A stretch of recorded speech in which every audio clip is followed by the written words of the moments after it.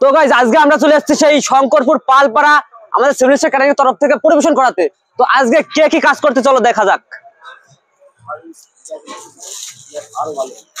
এখানে দেখতে পাচ্ছি দাদা প্রথমে এসেই এইগুলো সাজিয়ে গাইজ আজকে দু জায়গাতে খেতে দেওয়া হচ্ছে, মানে খেতে দেওয়া হবে।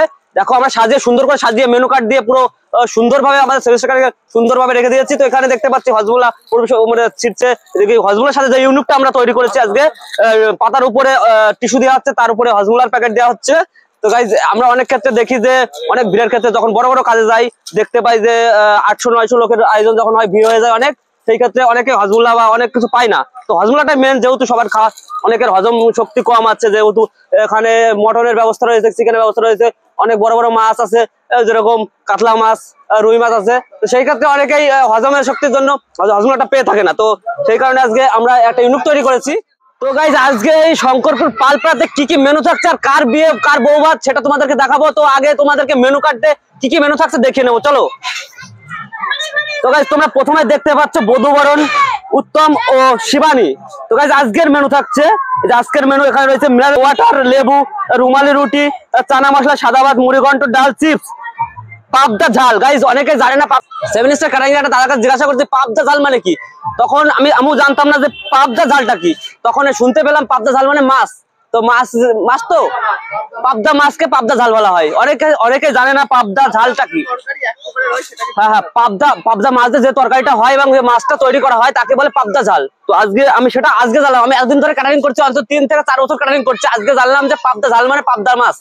তো যাই হোক, আরো থাকছে দই কাতলা, স্যালাড, ফ্রাইড রাইস এবং মটন আর চিকেন। যদি মটন না খেয়ে যে মটন, অনেকে আছে মটন খায় না চিকেন খায়, বা চিকেন খায় না মটন খায়, তাদের অনেকে আছে চিকেনও খায় না মটন খায়, তাদের জন্য এক্সট্রা মাছের ব্যবস্থা রয়েছে। সেই সাথে যদি আরো মাছ চাই 1, 2, 3 তারও দেওয়ার ব্যবস্থা রয়েছে এখানে এবং পারমিশনও দেওয়া হয়ে গেছে। তো গাইস তারও থাকছে কি এখানে, তোমরা কোথায় গেলাম, মুড়িঘন্ট, ডাল কিছু, ও হ্যাঁ পাবদা মাছ পর্যন্ত কিছু, মানে মটন চিকেন।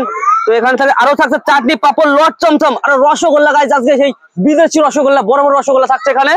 তো তোমাদেরকে সবই দেখাবো, তো ভিডিও স্কিপ না করে দেখতে থাকো। আরো থাকছে কি আইসক্রিম, হজমোল্লা। তো হজমোল্লাটা আমরা আগে করে দিয়েছি, কারণ অনেক ক্ষেত্রে তোমাদেরকে বলে দিলাম যে পায় না মানুষ, যে সেই ক্ষেত্রে অনেক আয়োজন যখন থাকে।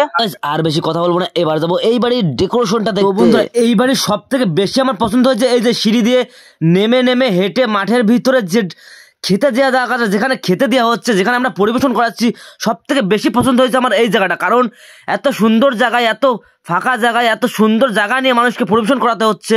এখানে অনেক লোকের আয়োজন, যেহেতু 900 না 1000 লোকের আয়োজন, তার এখানে একদম পারফেক্ট জায়গা খেতে দেওয়ার জন্য। আমাদের ক্যাটারিং এর সমস্ত ডিটেলস, আমরা যে কাজগুলো করে থাকি সবকিছু তোমাদের সাথে আমরা শেয়ার করে থাকি।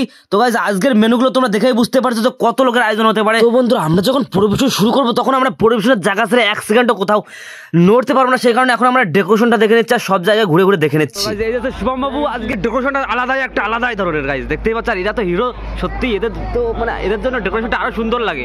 তো এখনই আমরা পরিবেশন শুরু করব। আর এই বাড়িতে কিছু গেস্ট এসছে যেগুলো আমার খুবই চেনা জানা।